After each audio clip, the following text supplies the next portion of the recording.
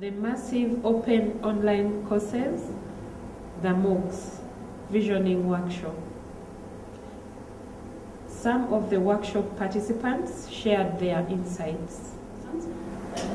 This workshop actually it was my first. So this MOOCS workshop, it's like massive open course and it's very important. And I found it important, and I'm really impressed the way we are trying to identify the cause of the problem, and we shape the problem, and finally we find the solution for the problem. So it's a very interesting one, and coming to the importance to my country or back there, it's very important so that in a way that we can identify the problem. There are problems associated even with the disaster, and the resilience is also very important for the country. And this MOOCS, it's very important so that it can increase the access for everybody to participate. Since it's open and online, everybody can participate and put an idea so that in collaboration it will bring some sort of solution. Now, in this country where we are going a little technological, many people are computer literate, many people are improving in their technology.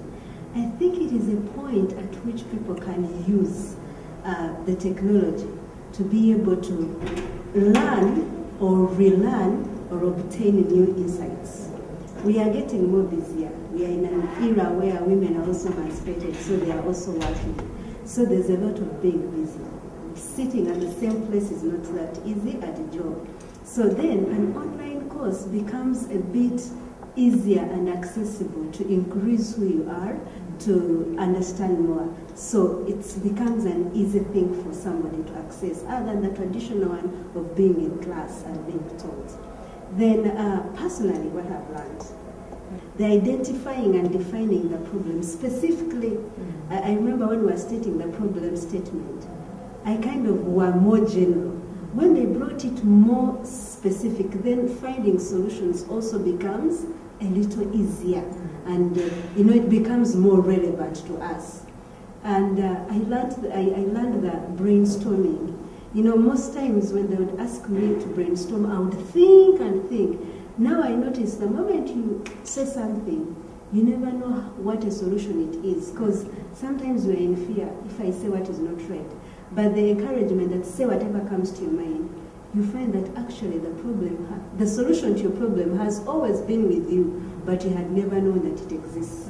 So to me, if we are helped with this design thinking part, then the solutions are not outside us, they are with us. We only need to have the run around us to help us package very well our solutions, and because we create them ourselves, then it's easier to own them and to run with them. We learned how to follow the MOOCS procedure to be able to establish an online maybe portal for e-learning, for students to participate, and to also help us to enable us develop our own communities. For instance, UDS, initially our aim was to take the MOOCS initiative and then be able to solve the problems that are associated with urbanization. And of course, as we came here, it's very intensive, and then it is more practical.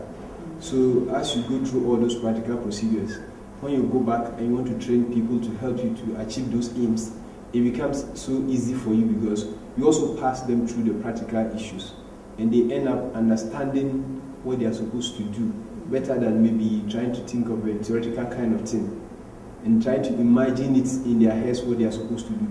So I think I've benefited a lot from it. For instance, my university like this, we run a program called the third trimester program. You go to school for first trimester, second trimester. The third trimester, you go to the field. And then when you go to the field, you are sent to a community, let's say a lower developed community. You go there, you try to learn their problems, try to help them solve those problems associated with development. So by the time you come back, you should be able to at least contribute to their development of the community. We learned a lot about the processes involved in developing the courses, the MOOCs themselves. But what stood out for me was the fact that you always have to consider your subjects or the people for whom you're developing the material. whenever you are identifying the need, through interviews and a very intensive process as well. So for me, that stood out, and I believe that it will be very useful, and I've already started gathering ideas in terms of how I'm going to share that information going back home. From my group, I learned a lot as well, because we had things like brainstorming for solutions, that is, after you identify the need. That was very informative, and I've also learned to practically be involved in that process. What I got from the workshops is that, first of all, you have to, we had ideas about ethnography, which means, you consider the cultural context and for your people, the people for whom you're developing the courses. So that for me stood out as well, and I believe it's very important you consider the culture, the background of the people that you're interacting with. There is no solution for everybody. No one size fits all, and of course the facilitator did emphasize that.